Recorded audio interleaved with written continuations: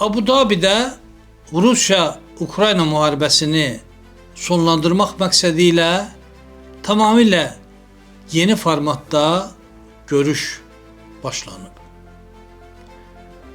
Əvvəllər məlumdur ki, Rusiya və Ukrayna nümayəndələri üzbəyiz oturub sülh sazişini, sülh məsələsini müzakirə edirdilər. Bu dəfə görüşdə Amerika Birləşmiş Ştatları da iştirak edəcək. Bundan əvvəl Davosda Zelenski ilə Trump görüşdü. Görüşdən sonra Zelenskinin üzünün ifadəsindən aydın şəkildə görmək olardı ki, danışıqlar onu qətiyyən razı salmayıb. Eyni vaxtda Moskvaya yola düşdü Amerika Birləşmiş Ştatlarının nümayəndələri və gecə yarısına qədər Putinlə danışıqlar aparıldı. Qərara gəlindi ki, bu danışıqlar Abu Dabi'də davam etdirilsin. Əsas iki məsələ var. Birinin artıq həll olunduğunu deyir Ukrayna prezidenti. Söhbət Ukraynaya verilən təhlükəsizlik təminatından gedir. Ukrayna artıq bu təminatla razıdır. Bir Trump'ın qol çəkməsi qalıb deyir Zelenski. Burada əsas problem ondan ibarət idi ki, Qərb ölkələrinin Ukrayna ərazisinə qoşun yeritməsini Rusiya qətiyyətlə qəbul etmirdi. İndi də qəbul eləmir. İndi hansı variant tapılıb? Trump'la razılığa gəlmək mümkün olubmu? Bunu yaxın günlər yəqin ki, göstərəcək. Ancaq bir şey aydındır ki, Rusiyanın qəbul etmədiyi məsələləri çox təəssüf ki, Trump da qəbul eləmir. İkinci ağır məsələ, bəlkə də ən ağır məsələ ərazi məsələsidir. Buna bəzən ərazi mübadiləsi deyirlər, bəzən ərazilərin təhvil verilməsi deyirlər. Söhbət Donetsk vilayətinin 4700 kvadrat kilometrlik ərazisindən Ukrayna qoşunlarının çıxmasıdır. Yerdə qalan hissəni onsuz da Ruslar tutublar. Yalnız 4700 kvadrat kilometrlik hissə hələ Ukrayna ordusunun əlindədir. Ancaq burada da Ruslar ağır-ağır olsa da irəliləyirlər və danışıqlar ləngidikcə onlar müəyyən yaşayış məntəqələrini ələ keçirirlər. Trump da bundan istifadə edir. Deyir ki, əgər sülhə gəlməsən, söhbət Zelenski ilə danışıqlardan gedir, Ruslar daha çox ərazi işğal eləyəcəklər və indi sənə vermək istədiyi əraziləri gələcəkdə verməyəcəklər. Məlumdur ki, həmin o 4700 kvadrat kilometrlik ərazi qarşılığında Rusiya Xarkov, Sumi, Nikolayev deməli vilayətlərindən işğal etdiyi əraziləri Ukraynaya qaytarmağa razı olduğunu deyib. Düzdür, burada ərazi nisbətən azdır. Ancaq hər halda 2000 kvadrat kilometrdən bir qədər artıq ərazidir və bunun Ukraynaya qaytarılması təbiidir ki, müsbət hadisə olardı.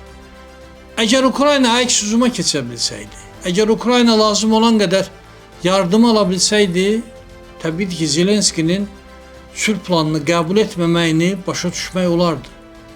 Ancaq Zelenski planı qəbul etməkdən imtina etdikcə Ukrayna əraziləri işğal olunur. Və son bir ildə təqribən 5000 kvadrat kilometrə yaxın Ukrayna ərazisi Ruslar tərəfindən işğal olunur. Və hər gün Rusiya Müdafiə Nazirliyi işğal olunan kəndlərdən danışır, məntəqələrdən danışır. Ukrayna Müdafiə Nazirliyi öldürülən Rusların sayını elan edir.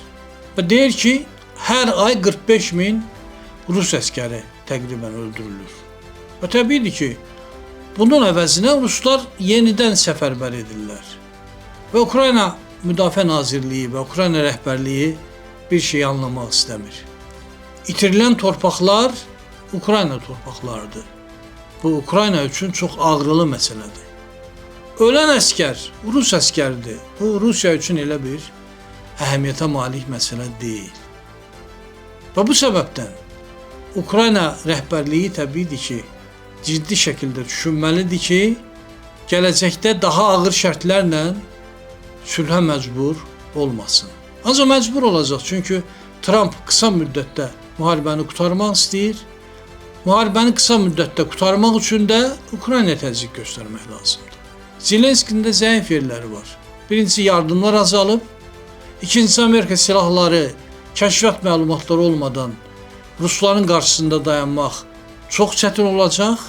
Və üçüncü, ən ağır məsələlərdən biri, Zelenski çox təəssüf ki, korrupsiya bulaşıb. Və Ukrayna xalqının bu ağır günündə göndərilən yardımların kifayət qədər ciddi hissəsi Zelenski və komandası tərəfindən mənimsənilib. Və bu da təbiidir ki, onun danışıqlarda mövqeyini xeyli zəiflədir. Eyni zamanda onu da demək lazımdır ki, Alyaskada keçirilən görüşdə Trump və Putin artıq razılığa gəliblər və hər dəfə Rusiya bunu xatırladır. Alyaska razılaşmasını icra eləyək deyir.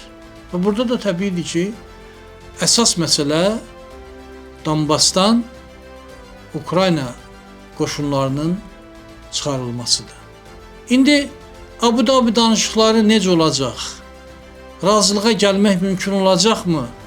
Yoxsa bu proses hələ bir qədər də uzanacaq və yeni ərazilər işğal olunacaq, vəziyyət biraz da ağırlaşacaq. Bundan sonra Ukrayna